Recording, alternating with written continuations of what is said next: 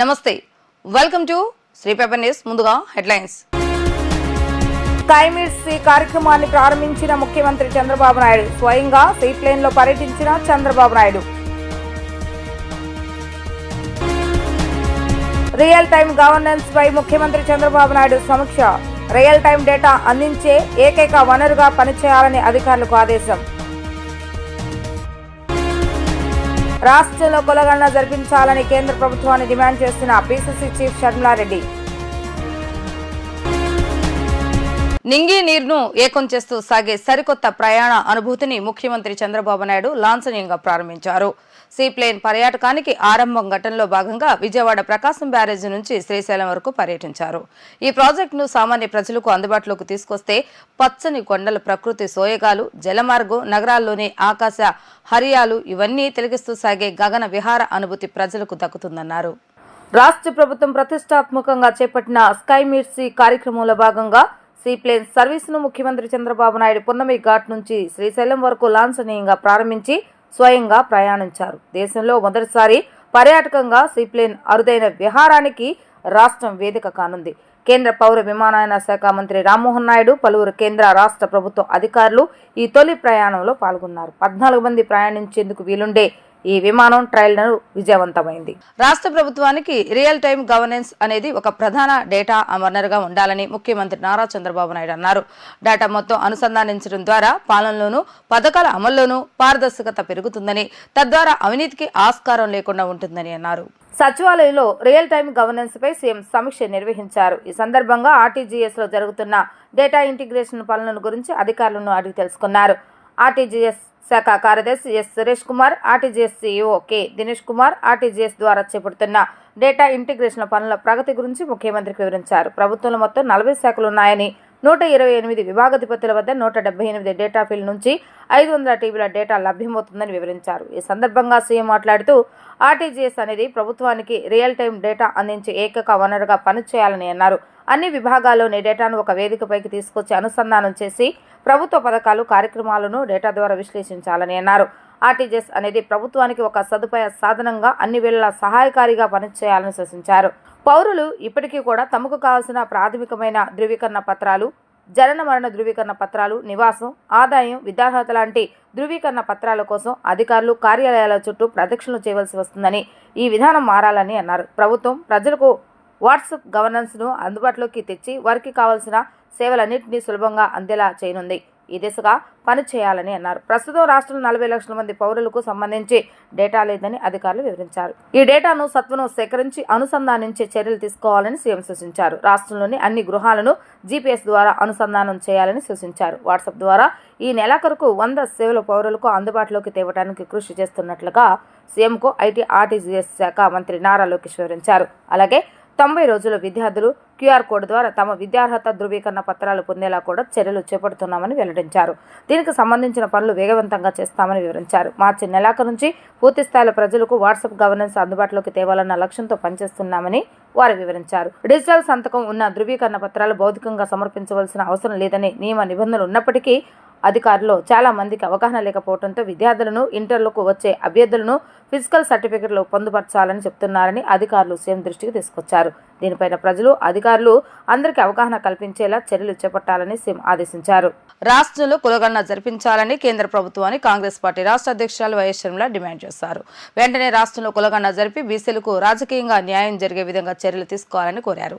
2015లో బీసీలకు కులగణన చేస్తామని బీజేపీ సీనియర్ కేంద్ర మంత్రి రాజ్నాథ్ సింగ్ ప్రకటించారని, కానీ నేటికి ఆ హామీలు అమలు కావడం లేదని చెప్పారు. కాంగ్రెస్ పార్టీ ఓబీసీ సెల్ రాష్ట్ర అధ్యక్షుడిగా సొంటి నాగరాజు ప్రమాణ స్వీకారం మచిలీపట్నంలో నిర్వహించారు. ఈ కార్యక్రమానికి పీసీసీ అధ్యక్షురాలు వైఎస్ షర్మిల ముఖ్య అతిథిగా హాజరయ్యారు. ఈ సందర్భంగా వైఎస్ షర్మిల మాట్లాడుతూ కేంద్రంలో అధికారులు ఉన్న బీజేపీ ప్రభుత్వానికి బీసీల పట్ల ప్రేమ లేదని, వారిని అట్టడుగున ఉన్న పేదలన్నట్లుగా చూస్తున్నారని చెప్పారు. కార్పొరేట్ శక్తులకు కొమ్ము కాసే బీజేపీ బీసీల అభివృద్ధిపై ఏమాత్రం శ్రద్ధ చూపటం లేదన్నారు. రాష్ట్రంలో చంద్రబాబు నాయుడు బీసీలపై అదే ప్రేమను ఒలగబోస్తున్నారని ఎద్దేవా చేశారు. కేంద్ర రాష్ట్ర ప్రభుత్వాలు వెంటనే బీసీ కులగణన జరిగే విధంగా చర్యలు తీసుకోవాలని కోరారు. మోడీ గారు చెప్పుకుంటున్నారు, ఒక బీసీ ఈరోజు దేశ ప్రధానిగా ఉన్నారు, ఇది బీసీలకే గర్వకారణమని చెప్పుకుంటున్నారు. నిజమే, ఒక ప్రధానమంత్రి బీసీ కావడం గర్వకారణమే. కానీ ఒక ప్రధానమంత్రి మాత్రమే ఈరోజు గర్వపడేటట్టు ఉన్నాడు. కానీ నిజంగా బీసీలందరూ గర్వపడేటట్టు ఈరోజు ఉన్నారా లేదా మీ అందరికీ తెలుసు. దేశంలో 60% మంది ప్రజలు బీసీలే. దేశంలో 70 కోట్ల మంది ప్రజలు బీసీలే. ప్రధానమంత్రి కూడా బీసీయే. మరి బీసీలకు ఏం చేస్తున్నాడు? బీసీలు ఎలా బాగుపడ్డారు? ప్రధానమంత్రి గారు బీసీలకు ఏం చేసినట్టు? బీసీ ప్రధాని లేకిన్ ఫాయిదా కుచ్ భీ నహీ అన్నట్టుగా లేదా? కనీసం బీసీలకు సంబంధించి కులగణన జరగాలి అన్న విషయం బీజేపీ పార్టీకి కూడా తెలుసు. బీజేపీ పార్టీ 2019 అధికారంలోకి రాకముందు 2018లో అప్పటి హోమ్ మినిస్టర్ రాజ్నాథ్ సింగ్ గారు అన్న మాట, బీసీలు నమ్మి ఓట్లేస్తే అధికారంలోకి వచ్చారు.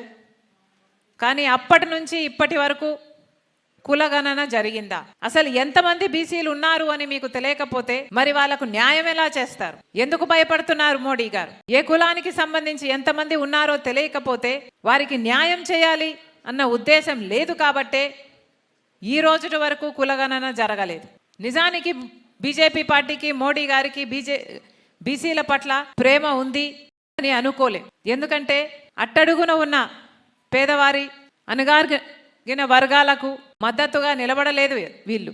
అగ్రకులాల వారికి, అదానీలకు, అంబానీలకు, కార్పొరేట్ సంస్థలకు వీళ్లకు మేలు చేస్తున్నారు. నిజంగానే బీసీల మీద ప్రేమ ఉందా లేక బీసీలను ఓట్లేసే యంత్రాలుగా మాత్రమే చూస్తున్నారా మోడీ గారు, బీజేపీ పార్టీ? ఇప్పటికే అధికారంలో ఉన్న ఇన్ని సంవత్సరాలకు ఇప్పటికల్లా మనకు అర్థమైపోయి ఉండాలి. కేంద్రంలో బీజేపీ పార్టీకి, మోడీ గారికి బీసీల పట్ల ప్రేమ లేదు. అలాగే రాష్ట్రంలో చంద్రబాబు గారు ముఖ్యమంత్రిగా ఉన్నారు. పోనీ ఈయనైనా బీసీలకు ఏమైనా చేశారు అంటే, బీసీల గురించి ఆలోచన చేసిన ఏకైక నాయకుడు ఒక రాజశేఖర రెడ్డి గారే అని చెప్పక తప్పదు.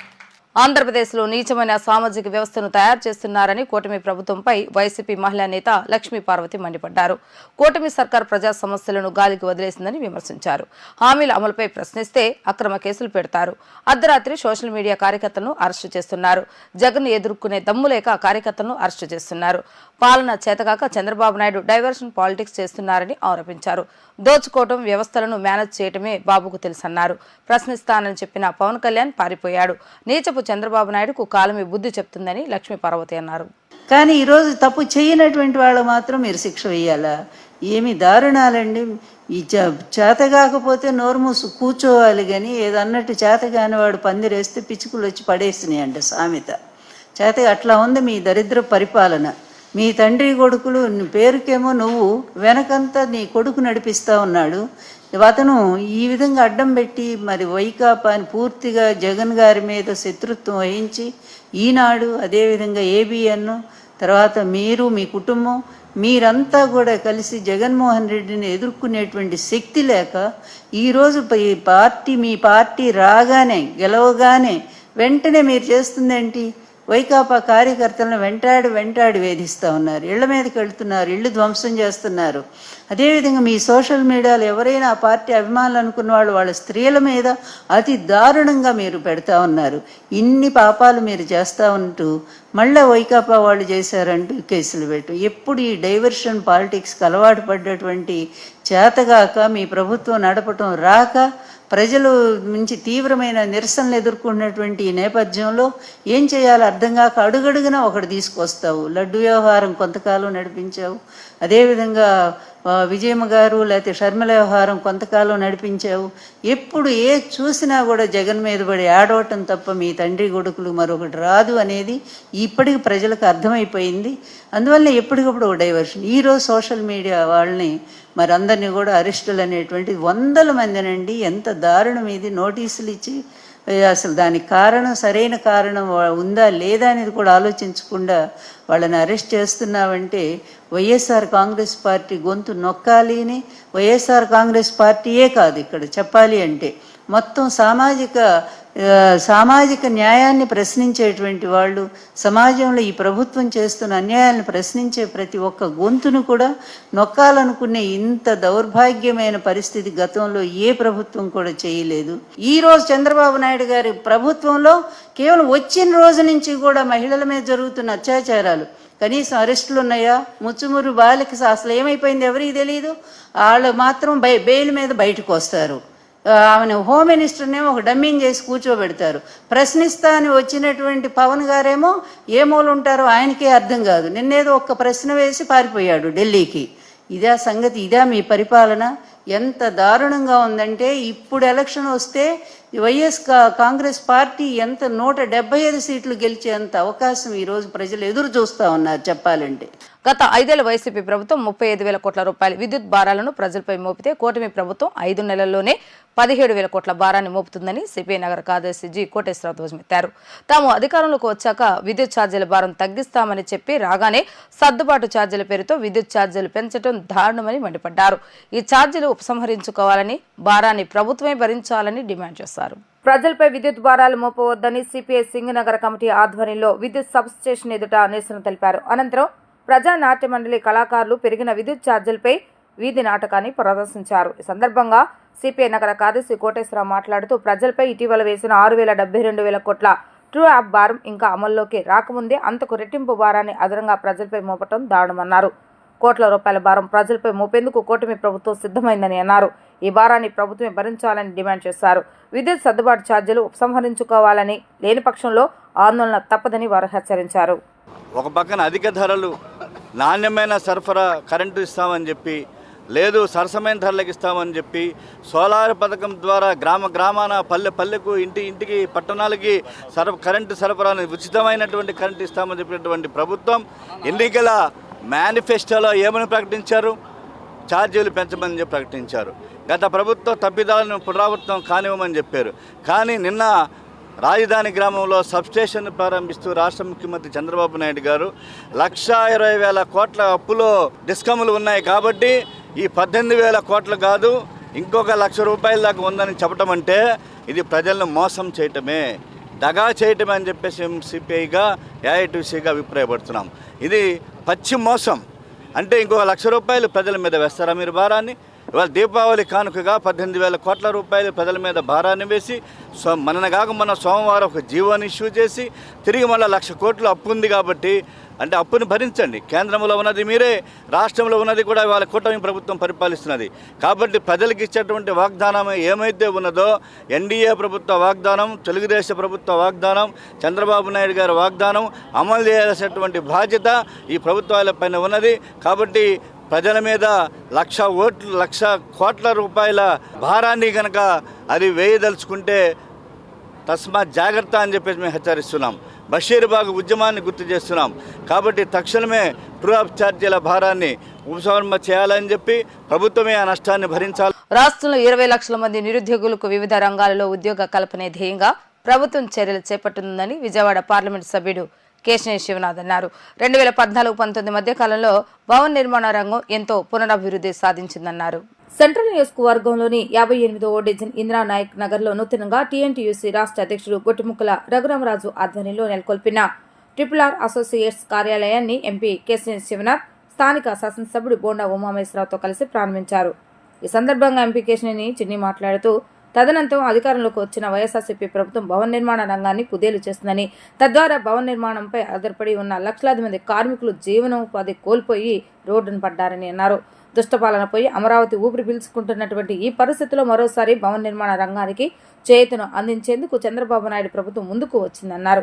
భవన నిర్మాణ రంగానికి పూర్వ వైభవం తీసుకురావటమే ధ్యేయంగా ప్రభుత్వం పనిచేస్తుందని, తద్వారా లక్షలాది మందికి ఉపాధి కల్పన దొరుకుతుందని చెప్పారు. అనంతరం ఎమ్మెల్యే బొండా ఉమామహేశ్వరరావు మాట్లాడుతూ వైఎస్ఆర్సీపీ ప్రభుత్వం లారీ ఇసుక ధరను 30,000 రూపాయలకు పెంచి క్విడ్ ప్రోకో ధర అమలు చేసి నిర్మాణ రంగాన్ని సర్వనాశనం చేస్తుందన్నారు. 60 లక్షల మందికి పైగా కార్మికులు రోడ్డున పడ్డారన్నారు. రాష్ట్రంలో మరోసారి టీడీపీ కూటమి ప్రభుత్వం అధికారంలోకి రావడంతో నిర్మాణ రంగానికి పూర్వ వైభవం వస్తుందని చెప్పారు. సెంట్రల్ నియోజకవర్గం అమరావతి, రాజధాని అమరావతిలో ప్రాంతమైన ఈ విజయవాడలో ముఖ్యంగా సెంట్రల్ నియోజకవర్గంలో మనం గతంలో చూస్తే 2014 నుంచి 19 వరకు ఇక్కడ రియల్ ఎస్టేట్ రంగం ఎంతో కలకలలాడేది. ఎంతోమంది రియల్ ఎస్టేట్ రంగం మీద ఆధారపడి బతికే ప్రజలు ఇక్కడ ఎక్కువగా నివాసం ఉండే ప్రాంతం ఇది. వాళ్ళందరూ కూడా ప్రతిరోజు ఈ రంగం బాగుంటే చాలామందికి ఉపాధి దొరికేది. అటువంటిది 2019 నుంచి 23 వరకు ఈ రంగం కుదేలైతే ఈ నియోజకవర్గంలో చాలామంది ప్రజలు దీనివల్ల ఉద్యోగాలు పోయి రకరకాల వాళ్ళ జీవనోపాధి కోల్పోవడం వల్ల ఈ సెంట్రల్ నియోజకవర్గం చాలా బాధలు అనిపించింది. మళ్ళీ బోండా ఉమా గారు 2014 నుంచి 19గా ఎమ్మెల్యే కింద ఉన్నప్పుడు ఇక్కడ ప్రభుత్వ పనులే కాకుండా రియల్ ఎస్టేట్ బిల్డర్లు కూడా బ్రహ్మాండంగా ఉండేవాడు. అదేవిధంగా మళ్ళీ ఆయన ఎమ్మెల్యేగా నేను ఎంపీగా గెలవంగానే తెలుగుదేశం ప్రభుత్వం చంద్రబాబు నాయుడు గారి ఆధ్వర్యంలో మళ్ళీ అమరావతి ఊపిరి పీల్చుకున్న సందర్భంగా మళ్ళీ ఇక్కడ ఉన్న ప్రతి ఒక్కళ్ళకి జీవన ఉపాధి కల్పించే విధంగా ఇవాళ కొత్త సంస్థలు వస్తున్నాయి. మా ప్రభుత్వ కార్యక్రమం ఒకటే 20 లక్షల ఉద్యోగాలు ఇవ్వాలి. కాబట్టి ఇటువంటి ఎంతోమంది ఎంటర్ప్రెనర్లు రఘు లాంటి ఎంతోమంది ఎంటర్ప్రెనర్లు వచ్చి కొత్త ఉద్యోగ అవకాశాలు కల్పించాలి. అటువంటి కల్పించే వాళ్ళందరికీ నేను కానీ బోండా ఉమా గారు కానీ తప్పకుండా దగ్గరుండి ప్రోత్సహిస్తామని తెలియజేసుకుంటూ అందరికీ ధన్యవాదాలు. ఇవాళ అన్ని రంగాల్లో రాష్ట్రం మొత్తం కూడా బిల్డర్సు పెద్ద ఎత్తున నిర్మాణాలు చేపట్టడానికి ముందుకొచ్చారు. ఎందుకంటే గత 5 సంవత్సరాల్లో అనేక మంది బిల్డర్సు రియల్టర్సు ఆత్మహత్యలు చేసుకున్న పరిస్థితులు కూడా కనబడి ఒక్కొక్క ఇసుక లారీ 30,000 రూపాయలు చేసి బ్లాక్లో క్విట్ ప్రోకో ద్వారా అమ్ముకున్నటువంటి జగన్మోహన్ రెడ్డి విధానం వల్ల మొత్తం నిర్మాణ రంగం కుదేలైపోయింది. 60 లక్షల పైచిలకు నిర్మాణ రంగంలో ఉన్న కార్మికులు అర్ధాకలతో అలమటించారు. తెలుగుదేశం ప్రభుత్వం వచ్చినాక నిర్మాణ రంగం పూర్వవైభవం పొందింది. అందుకని వాళ్ళు బిల్డర్స్ అందరూ కూడా ముందుకు వస్తూ ఉన్నారు. ఈ రోజున అమరావతిలో కానీ రాష్ట్ర వ్యాప్తంగా కానీ విజయవాడ నగరంలో కానీ విజయవాడ చుట్టుపక్కల కానీ పెద్ద ఎత్తున నిర్మాణాలు మళ్ళా ముందుకెళ్తూ ఉన్నాయి. సిఆర్డీఏ పరిధిలో అన్ని రకాలుగా మళ్ళీ బిల్డర్స్ అందరూ కూడా ముందుకొచ్చి అపార్ట్మెంట్లు పెద్ద కాంప్లెక్స్లు కడతానికి ముందుకు వచ్చారు. దీనివల్ల భవన నిర్మాణ కార్మికులకి పనులు దొరుకుతూ ఉన్నాయి. ప్రభుత్వానికి కూడా అన్ని రకాలుగా మంచి జరుగుతూ ఉంది. ఈరోజు సింగనగర్ ప్రాంతంలో ఇది అభివృద్ధి చెందుతున్న ప్రాంతం. 2014-2019 ఆ రోజు తెలుగుదేశం ప్రభుత్వ హయాంలో నేను ఎమ్మెల్యేగా ఉన్నప్పుడు చంద్రబాబు నాయుడు గారు ముఖ్యమంత్రిగా ఉన్నప్పుడు ఈ నియోజకవర్గాన్ని నిరంతర అభివృద్ధిలో ప్రక్రియలో ముందుకు తీసుకెళ్ళాం. త్రిపుర అసోసియేషన్ చెప్పి కన్స్ట్రక్షన్ రంగంలో మేము దిగుతూ ఉన్నాం. 2014 నుంచి 19 వరకు ఆంధ్రప్రదేశ్ రాష్ట్రంలో ముఖ్యంగా విజయవాడ నగరంలో నిర్మాణ రంగం బ్రహ్మాండంగా ఉండేది. తర్వాత కాలంలో గత ప్రభుత్వంలో ఇసుక అందుబాటు లేకపోవడం వల్ల నిర్మాణ రంగం కుదేలైంది. మళ్ళీ చంద్రబాబు గారు ముఖ్యమంత్రి అయిన తర్వాత నిర్మాణ రంగం బాగుంటుందనే ఉద్దేశంతో మేము ఈ కన్స్ట్రక్షన్ ఫీల్డ్లోకి రావడం జరుగుతుంది. ఏదైతే ఆంధ్రప్రదేశ్లో మళ్ళీ చంద్రబాబు గారు ముఖ్యమంత్రి అయిన తర్వాత ఈ రాష్ట్రంలో నిర్మాణ రంగం బ్రహ్మాండంగా ఉండాలని చెప్పి కోరుకుంటూ అందులో భాగంగా మేము కూడా నిర్మాణ రంగంలో అడుగుపెట్టామని చెప్పి తెలియజేస్తూ మాకు అండగా ఉన్నటువంటి ఎమ్మెల్యే మా అన్నయ్య ఉమాశ్వరరావు గారికి అదేవిధంగా మరో అన్నయ్య చిన్ని గారికి ఇద్దరు కూడా ఎప్పుడు మా నిరంతరం అండగా ఉండాలని చెప్పి కోరుకుంటూ సెలవు తీసుకుంటాం. భవన నిర్మాణ రంగ కార్మికుల సమస్యలు పరిష్కరించాలని కృష్ణా జిల్లా బిల్డింగ్ వర్కర్స్ యూనియన్ సిఐటియు ఆధ్వర్యంలో ధర్నా చౌక్ లో భవన నిర్మాణ కార్మికులు ధర్నా నిర్వహించారు. ఈ ధర్నాలో యూనియన్ ప్రధాన కార్యదర్శి పిల్లి నరసింహారావు పాల్గొని మాట్లాడుతూ భవన ఇతర నిర్మాణ రంగ కార్మికుల సంక్షేమ బోర్డు పథకాలను గత ప్రభుత్వం మెమో నెంబర్ 1214 ఇచ్చి ఆపేసిందన్నారు. పథకాల అమలు కోసం 5 ఏళ్ల పాటు ఆందోళన చేసినా పట్టించుకోలేదన్నారు. ప్రస్తుతం అధికారంలో ఉన్న టీడీపీ కూటమి ప్రభుత్వం పథకాలను అమలు చేస్తామని ఎన్నికల్లో హామీ ఇచ్చిందని హామీని నిలబెట్టుకోవాలని డిమాండ్ చేశారు. ప్రతిపక్షంలో ఉండగా చంద్రబాబు నాయుడు, పవన్ కళ్యాణ్, లోకేష్లు అప్పట్లో సమస్యలపై ఆందోళన చేస్తున్న నిర్మాణ రంగ కార్మికులకు మద్దతు ప్రకటించారని, నేడు అధికారంలో ఉండి సమస్యలు పరిష్కరించకుండా జాప్యం చేస్తున్నారని అన్నారు. తక్షణమే సమస్యలను పరిష్కరించాలని కార్మికులు కోరుతున్నారని చెప్పారు. సంక్షేమ బోర్డులో పని చేయించి పథకాలను కొనసాగించాలని, సంక్షేమ బోర్డు క్లెయిమ్లకు ఇచ్చే పరిహారాలు పెంచాలని, ఇతర రాష్ట్రాల నుండి వచ్చి పనిచేస్తున్న వలస కార్మికులకు కూడా సంక్షేమ బోర్డు ద్వారా లబ్ధి చేకూర్చాలని డిమాండ్ చేశారు. కార్మికుల సమస్యల పరిష్కారం అయ్యే వరకు సిఐటియు కృష్ణా జిల్లా బిల్డింగ్ వర్కర్స్ యూనియన్ పక్షాన ఆందోళన కొనసాగిస్తామని తెలిపారు. ఈ రోజున ఎన్టీఆర్ జిల్లాలో అన్ని మండలాల్లో విజయవాడ నగరంలో 3 సిటీలు కలిపి ఇక్కడ ధర్నా చేస్తాం అనేది జరిగింది. ఈ ధర్నా ప్రధానమైనటువంటి ఉద్దేశం ఇవాళ ఉన్నటువంటి పాలక పార్టీ ఏదైతే ఉందో తెలుగుదేశం పార్టీ, మేము అధికారంలోకి రాగానే భవన నిర్మాణ కార్మికులకి సంక్షేమ బోర్డును తెరిపిస్తామని చెప్పి, అదేవిధంగా ఉచిత ఇసుక ఇస్తామని చెప్పి, ఈ సంక్షేమ బోర్డులో ఉన్నటువంటి అన్ని పథకాలను అమలు చేస్తామని చెప్పారు. ప్రధానంగా భవన నిర్మాణ కార్మికులకు సంబంధించి ఈ 5 మాసాల కాలంలో అనేక మంది చనిపోతాం అనేది, దెబ్బలు తగులుతాం అనేది జరిగింది. కానీ ఈరోజు కూడా ₹1 కూడా సంక్షేమ బోర్డుని తెరిపిలేదు, ₹1 కూడా వాళ్ళకి నష్టపరిహారం ఇవ్వలేదు. వాళ్ళ గురించి ఒక్కరోజు కూడా ఎన్నికలకు ముందు ప్రతి సభలో భవన నిర్మాణ కార్మికుల గురించి మాట్లాడినటువంటి ఈ ప్రభుత్వం ఎన్నికలైనాక అధికారంలోకి వచ్చినాక ఒక్కరోజు కూడా భవన నిర్మాణ కార్మికుల గురించి తలుపులేదు, ఎటువంటి నష్టపరిహారాలు కూడా ఇస్తలేదు. కాబట్టి తక్షణం సంక్షేమ బోర్డును తెరిపించాలని చెప్పి ఈ సంక్షేమ బోర్డు ద్వారాగా అన్ని పథకాలను అమలు చేయాలని చెప్పి ప్రధానంగా ఈ రంగంలో పనిచేసేటువంటి మహిళలు కూడా అనేక మంది 115 మంది మహిళలు కూడా ఉండటం అనేది జరుగుతుంది. ఆ మహిళలకి నెలకు 3 రోజులు కూలి ఉచితంగా సంక్షేమ బోర్డు నుంచి ఇవ్వాలా. అదేవిధంగా డెలివరీ కాలంలో 3 నెలలు తర్వాత ముందు 1 నెల రోజులకి భత్యం ఇవ్వాల్సినటువంటి అవసరం ఈ మహిళలకు కూడా ఉంది. వాళ్ళతో పాటుగా పురుషులతో పాటుగా స్త్రీలకు కూడా ఈ సంక్షేమ బోర్డులో ఉన్నటువంటి సౌకర్యాలన్నీ కూడా వర్తించాలి.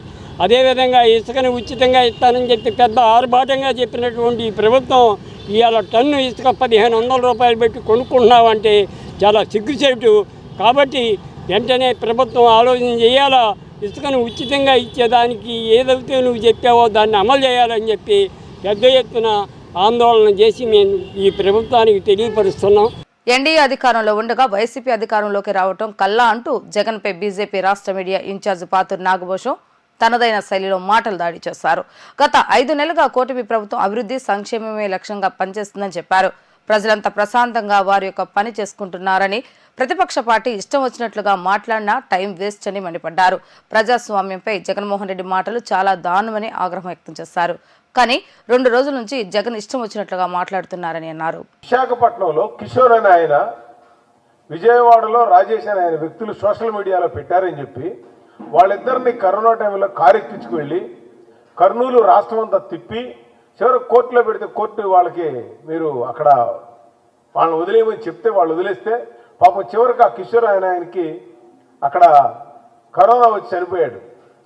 రాజేష్ గారు ఆయన ఇప్పుడు ఉన్నాడు ప్రస్తుతానికి.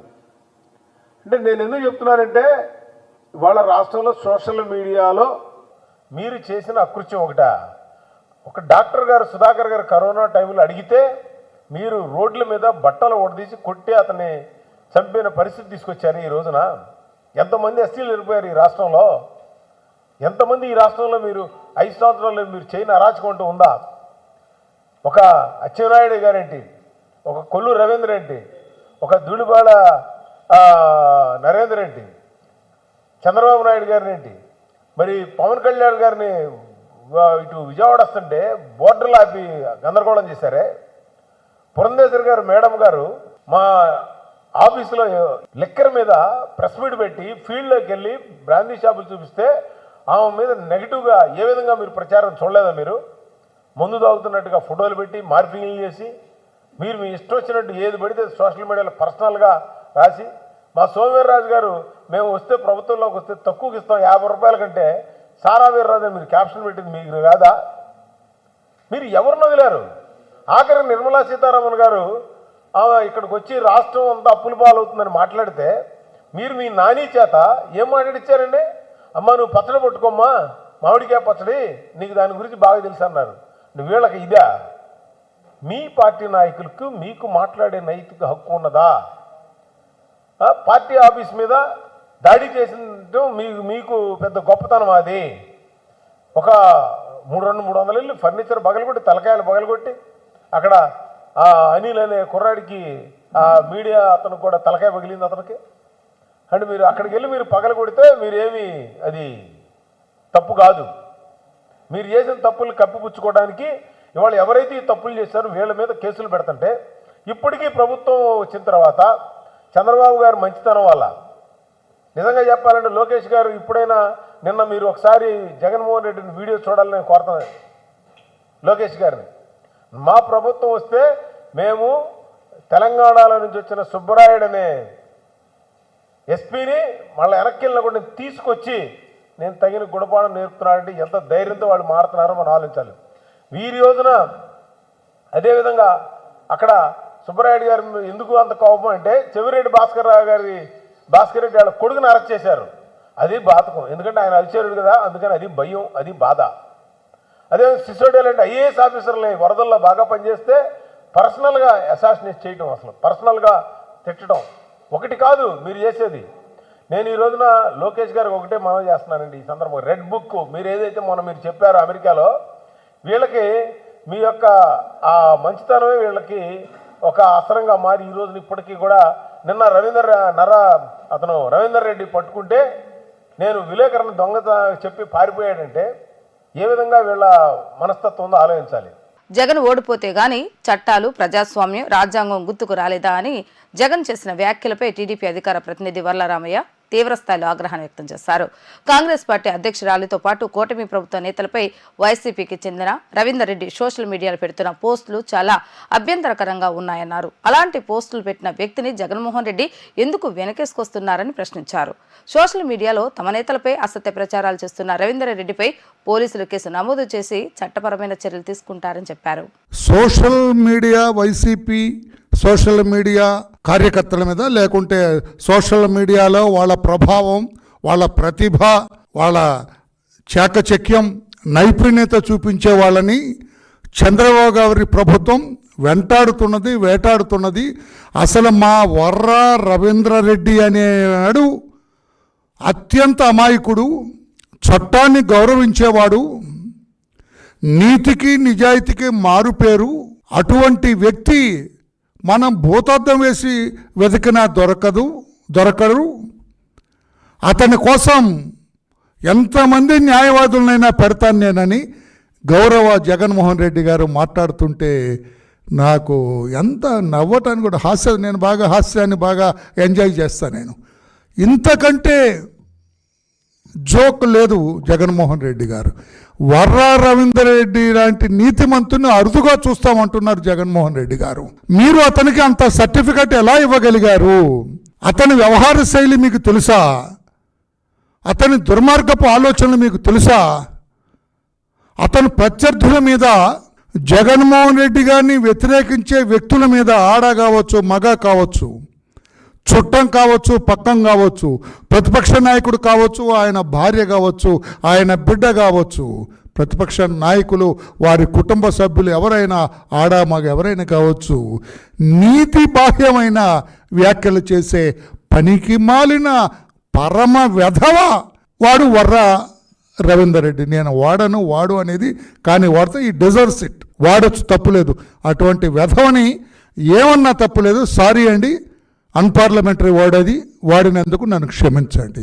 నేను జగన్మోహన్ రెడ్డి గారిని 1, 2, 3, 4, 5 చిన్న ప్రశ్నలే, objective type, yes or no, objective type 5 ప్రశ్నలు వేస్తా గౌరవ జగన్మోహన్ రెడ్డి గారు. దయచేసి మీరు సమాధానం చెప్పండి. అప్పుడు ఇవి విన్న తర్వాత కూడా వర్రా రవీందర్ రెడ్డి మంచివాడు అని మీరంటే మీ ఇంటికి నేను వచ్చి మీ ఇంటి ముందు నిలబడి పాత్రికేయులందరినీ పిలిచి సెల్యూట్ చేస్తా. ఈ వర్రా రవీంద్ర రెడ్డి అనే వెధవ, సారీ అండి మరలా నాకు అట్లా అనిపించాలని, అతని దీంట్లో, అతని అకౌంట్లో ఒక కామెంట్ చేశాడండి. షర్మిల అంటే గౌరవ జగన్మోహన్ రెడ్డి గారి సోదరి, షర్మిలకి ఆస్తి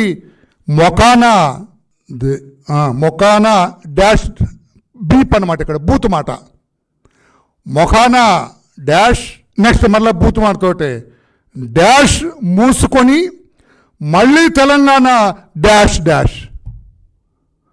ఈ డాష్ అంటే బీపులు అనమాట. ఇవన్నీ మీ సోదరిమని, మీ రక్తం పంచుకొని పుట్టిన మీ చెల్లి గురించి ఆ వర్రా రవీంద్ర రెడ్డి అనే వాడు పెట్టిన పోస్టింగ్ అండి ఇది. దీని మీద కేసు రిజిస్టర్ చేసి అతని కోసం వెతుకుతున్నారు పోలీసులు. వెతకూడదు, అతను పెట్టిన పోస్టింగ్ కరెక్టే, తప్పు లేదు అని మీరంటే మళ్ళా చదువుతా. అసలు నేను అడిగితే ఆ సోదరి షర్మిల ఈ పోస్ట్ చూస్తే అలా కత్తి తీసుకొని జగన్మోహన్ రెడ్డి మీదకి వస్తుంది. అందులోనే ఆయన ఇంకేం పెట్టాడు, డబ్బు కోసమే గబ్బు చేస్తున్నది డాష్ బూతు, డబ్బు కోసమే గబ్బు చేస్తున్నది ఎల్ అనమాట, బూతు లాతో వచ్చే బూతు, డబ్బు కోసమే గబ్బు చేస్తున్నది బూతు. ఎన్నికల ముందు ఇదంతా అవసరమా నీకు? బాపన, ఐఎమ్ సారీ అండి, కమ్యూనిటీని ఎత్తుతున్నాను, బాపన అంటే బ్రాహ్మణ, ఐఎమ్ సారీ, బ్రాహ్మణ బూతు అంటే వాడి ఉద్దేశం ఏంటి?